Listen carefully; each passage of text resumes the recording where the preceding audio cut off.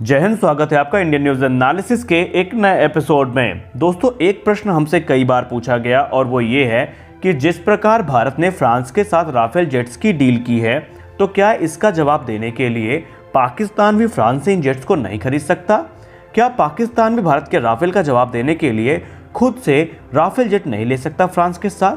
तो आइए आज के अपने इस वीडियो में हम फैक्ट के साथ कुछ बात बताएंगे। हालांकि आप में से बहुत सारे लोगों को पता है कि पाकिस्तान के लिए ये मुमकिन भी नहीं है और फ्रांस शायद उसको बेचेगा भी नहीं, लेकिन आइए फिर भी हम एक सिनेरियो क्रिएट करते हैं कि मान लीजिए अगर फ्रांस अलाउ भी कर देता है तो क्या पाकिस्तान के बस की बात है इसको खरीद पाना?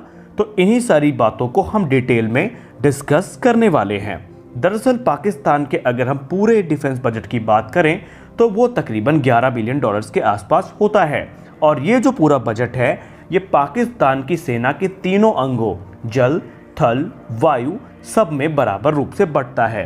तो ऐसे में अगर पाकिस्तानी वायुसेना को इस बजट से कुछ मिलेगा तो वो सिर्फ इतना होगा कि वो अपने जो एयरक्राफ्ट है उनकी मेंटेनेंस, उनके ऑपरेशन और जो अपनी इन्वेंट्री है उसको सही सलामत बनाए रखने में ही उसको खर्चा कर सकते हैं, या बहुत ज़्यादा हुआ तो वो अपने जो एयरक्राफ्ट्स हैं उनको मॉडिफाई करवाने में इसका यूज़ कर सकते हैं। क्योंकि ये जो अमाउंट है वो काफ़ी कम होगा, इसलिए राफेल जैसे कॉस्टली एयरक्राफ्ट को खरीद पाना उनके लिए इससे संभव नहीं होगा।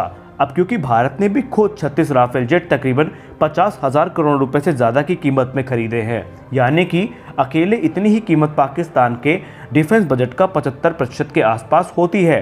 तो ऐसे में पाकिस्तान के लिए इन जेट्स को बड़ी संख्या में खरीद पाना मुमकिन नहीं होगा। और मान लीजिए अगर वैसा कर भी लेता है तो बहुत कम संख्या में ही राफेल जेट्स उसको मिलेंगे, लेकिन ये बड़ी समस्या नहीं है उसके लिए। पाकिस्तान के लिए सबसे बड़ी समस्या है उसका परम मित्र चीन। आपको पता ही है कि पाकिस्तान इस समय चाइना पाकिस्तान इकोनॉमिक कॉरिडोर में जो काफ़ी बड़ा कर्ज है उसमें डूबा हुआ है, यानी जो सीपैक है उसने पाकिस्तान के ऊपर एक बहुत बड़ा कर्ज लाद दिया है और इस चीज़ को लेकर के पाकिस्तान के लोग भी अब इसकी आलोचना कर रहे हैं। तो किसी भी स्थिति में पाकिस्तान इतने कर्ज में डूबने के बाद एक और बड़ा कर्ज लेने की स्थिति में नहीं है, क्योंकि पाकिस्तान के पास इतना पैसा नहीं है कि वो इतने महंगे एयरक्राफ्ट को जो है नकद दे के खरीद सकें। और ऐसे में अगर पाकिस्तान ऐसा करता भी है तो चाइना उसे करने नहीं देगा, क्योंकि जब भी कोई देश दूसरे देश के साथ डिफेंस डील साइन करता है तो ये कोई छुटपुट डील नहीं होती, कोई 1-2 दिन की डील नहीं होती, फिर उसका जो संबंध है वो काफ़ी लंबा चलता है और चाइना कभी ऐसा होने नहीं देगा। चाइना कभी नहीं चाहेगा कि पाकिस्तान जो कि उसके कबाड़ चीज़ को ख़रीदता है वो अच्छे एयरक्राफ्ट की तरफ जाए, क्योंकि जैसे ही पाकिस्तान ऐसा करेगा चाइना खुद उसको रोकने के लिए आतुर रहेगा और चाइना कभी भी पाकिस्तान को इसलिए अलाउ नहीं करेगा कि वो फ्रांस की मार्केट में जाए। तो ये पाकिस्तान के सामने सबसे बड़ी समस्या है। तीसरा कारण ये है कि पाकिस्तान और जो फ्रांस के मौजूदा संबंध हैं उससे जो फ्रांस है कभी पाकिस्तान को ये जेट बेचेगा ही नहीं, क्योंकि फ्रांस भी जो आतंकवाद से प्रभावित देशों में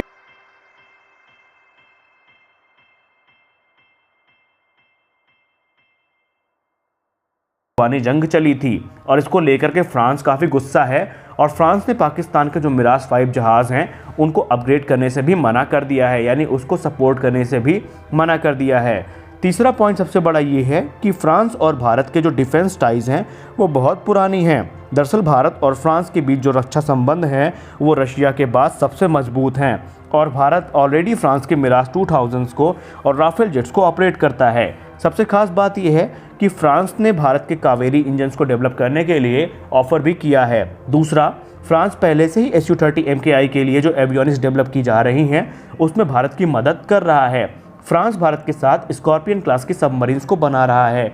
सबसे खास बात यह है कि मिराज 2000 के पहले फ्रांस के जो चीता है और हेलीकॉप्टर से दूसरे वो भारत में ही मैन्युफैक्चर किए जा रहे हैं अंडर लाइसेंस। तो ऐसे में फ्रांस कभी नहीं चाहेगा कि सेम हथियार जो भारत के पास हैं वो उसके दुश्मन के पास भी जाएं। तो ये एक बड़ा रीज़न है कि फ्रांस खुद इसको अलाउ नहीं करेगा।